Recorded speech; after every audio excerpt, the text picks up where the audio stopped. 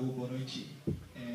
Boa noite. Aquele clímax ali que terminou o primeiro tempo, muito em cima ali, a gente até entrevistou o Manga, assim, de vamos acreditar, a gente tem time para ganhar aqui. Onde é que a coisa desandou? Foi na concentração de novo? Foi uma falta de atenção na volta do primeiro tempo? Bom, foi principalmente o segundo tempo, né? O primeiro tempo é um time que que teve uma organização, né? Que teve uma tranquilidade para jogar, criou até as melhores oportunidades antes do Grêmio criar alguma coisa. E, de novo, a gente acaba pecando em erros individuais, né? Praticamente foram 3, 4. Então, fica difícil, né? Um segundo tempo muito abaixo daquilo que a gente pode fazer, sem alma, né? Que pelo menos você tinha que colocar dentro de campo. E mais uma vez a gente sai com uma derrota, como aconteceu no jogo passado também, de nós fazermos um grande primeiro tempo, aí numa jogada individual de um pênalti, a gente acaba pagando. Então, é hora da gente melhorar alguma coisa individualmente, porque senão a gente não vê muita saída, a não ser que cheguem alguns reforços no futuro. Boa noite, Zago. Boa noite. Você falou agora mais de problemas que tem falado naturalmente depois de resultados que não são os melhores, né? Você ainda não conseguiu nenhuma vitória no comando do Curitiba. Então, a pergunta é assim, você até passou por isso, né? Se você puder explanar mais, você vê perspectiva de resolução assim, nesses problemas que já foram indicados? No teu trabalho também você acha que está surtindo resultado? Você acha que o time tem uma perspectiva de conseguir reagir na tabela no primeiro momento para depois ainda tentar brigar e escapar? Bom, de novo, eu acho que se não chega alguns reforços para você qualificar o elenco, é muito difícil. Essa é a minha opinião. Porque já é uma coisa que vem acontecendo desde o Campeonato Paranaense. Não é de agora, né? Já passou um treinador aqui, não conseguiram classificar para a semifinal do Campeonato Paranaense, foi desclassificado da Copa do Brasil, chegou um outro treinador também, até agora não conseguiu nenhuma vitória. Então é uma coisa que já acontece há muito tempo, né? E não se encaixou, né? Não se encaixou praticamente. A gente sempre procura falar, mas não tem como, né, o treinador entrar no campo, fazer gol, não tem como o treinador entrar no campo e acertar as coisas, né? Foram muitos erros individuais, né? Em todos os jogos a gente cometeu um erro individual que a gente acabou pagando. Então, assim, principalmente hoje, no segundo tempo, não dá para entender, né, o que aconteceu com a gente depois de um primeiro tempo.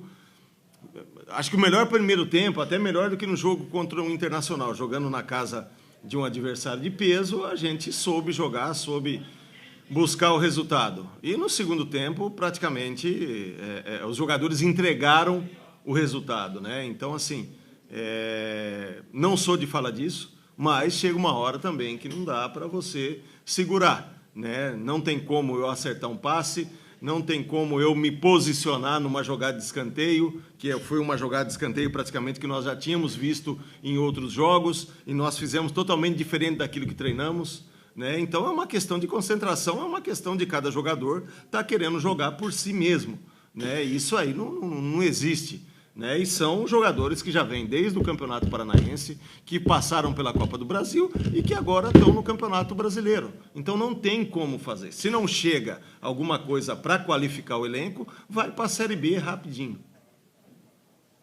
Zago, como é que você se sente hoje no comando do Coritiba e como é que você se sente com o primeiro tempo que o Coritiba fez, você, e saindo daqui com 5-1?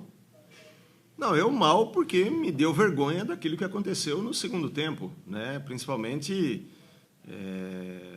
daquilo que eu fui como jogador e de que eu sou como treinador, né? Eu fiquei envergonhado praticamente de tudo que nós fizemos no segundo tempo, dos erros que nós cometemos, né? Foram erros que você não comete nem no infantil e nem no juvenil.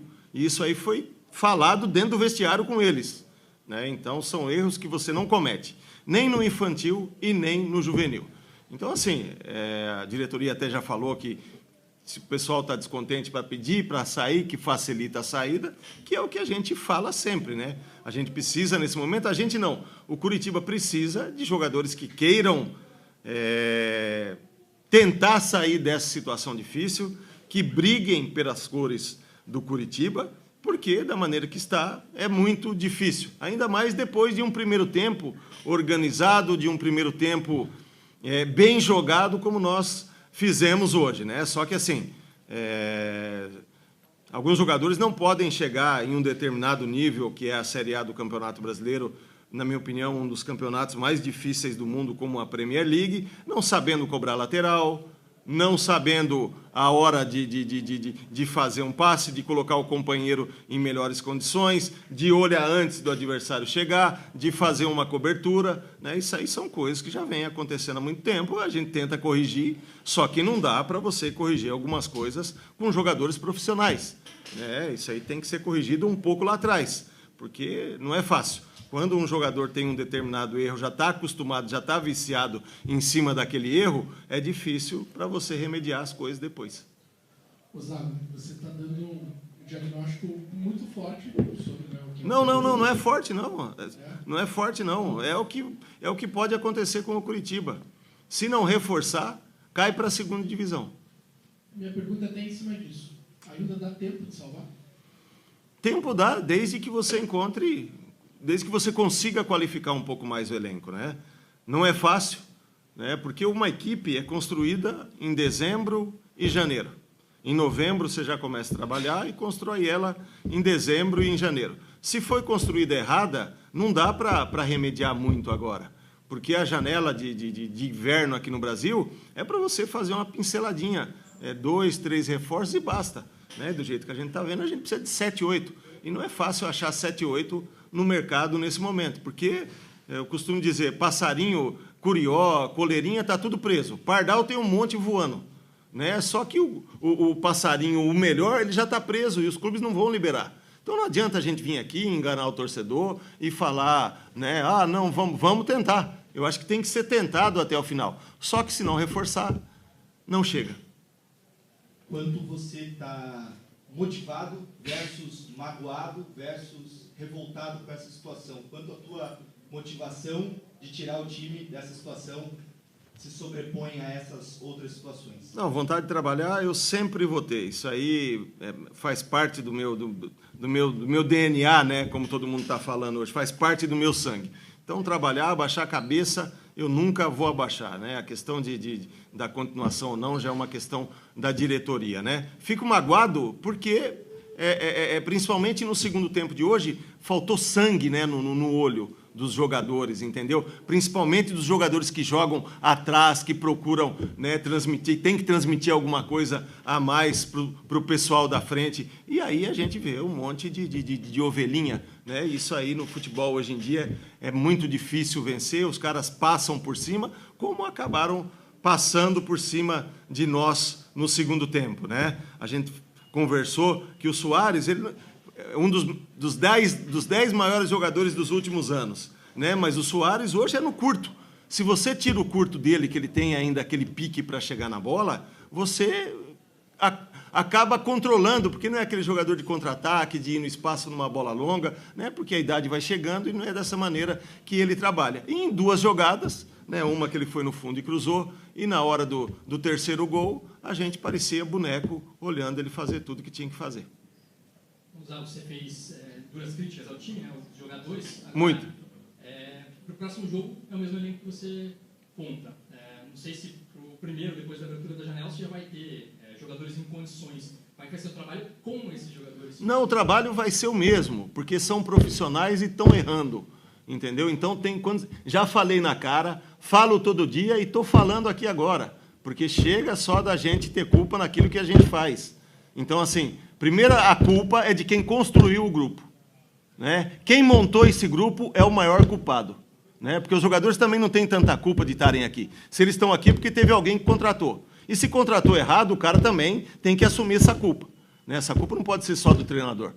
Não existe, né, só o treinador sempre, em tudo quanto é lugar, né, acaba sempre pagando o pato. Na terceira rodada contra o Bahia, depois no vestiário, eu falei, se continuar assim, vai cair para a segunda divisão. E falei com todos os diretores que estavam lá, na frente de todos eles. Se continuasse a ter atuação como teve no jogo contra o Bahia, cai para a segunda divisão.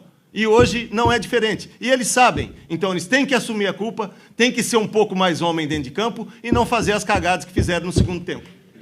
E vou trabalhar com eles bem a semana inteira.